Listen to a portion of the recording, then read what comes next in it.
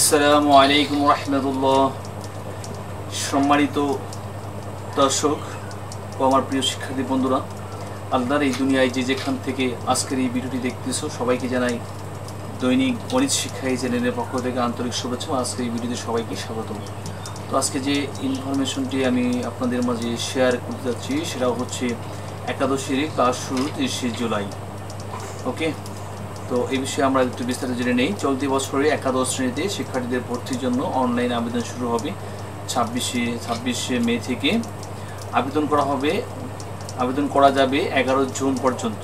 ঠিক আছে, 26 তারিখ থেকে শুরু হবে, 26 মে থেকে শুরু হবে, 11 জুন পর্যন্ত আবেদন করা যাবে। আর ক্লাস শুরু হবে 30 জুলাই থেকে।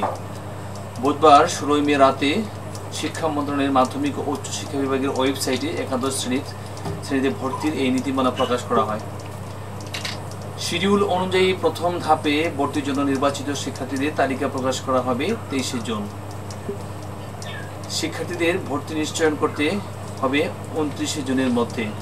দ্বিতীয় ধাপে ভর্তি আবেদন শুরু হবে 30 জুন থেকে, যা চলবে 2 জুলাই পর্যন্ত।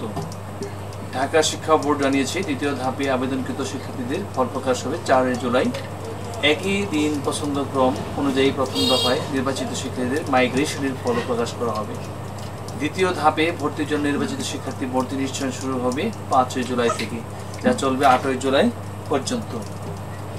একাদশ শ্রেণীর ভর্তি সংক্রান্ত শিডিউলে বলা হয়েছে একাদশ শ্রেণীতে তৃতীয় ধাপে ভর্তি আবেদন শুরু হবে 9 জুলাই থেকে, চলবে 10 জুলাই পর্যন্ত।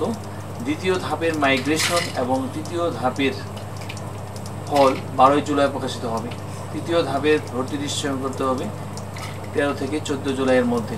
সব ধাপে নির্বাচিত শিক্ষার্থীদের ভর্তি শুরু হবে 15 জুলাই থেকে। ভর্তি কার্যক্রম চলবে 10 দিন, অর্থাৎ 25 জুলাই একাদশ শ্রেণীর ভর্তি শেষ হবে। আর একাদশ শ্রেণীর ক্লাস শুরু হবে 30 জুলাই থেকে।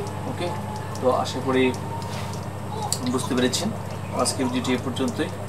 আমাদের শিক্ষামূলক ও আপডেট ইনফরমেশনগুলি পাওয়ার জন্য প্লিজ চ্যানেলটি সাবস্ক্রাইব করে আমাদের সাথে যুক্ত থাকুন এবং পাশে থাকা বেল আইকনটি অল করে রাখুন। যে কোনো ভিডিও পাবলিশ করার সঙ্গে সঙ্গে নোটিফিকেশন সবার আগে আপনার কাছে পৌঁছে যায়। তো ভালো থাকবেন সবাই, সকলের সুস্বাস্থ্য, দীর্ঘায়ু, সফলতা ও মঙ্গল কামনা করে আজকের মতো এখানে শেষ করছি।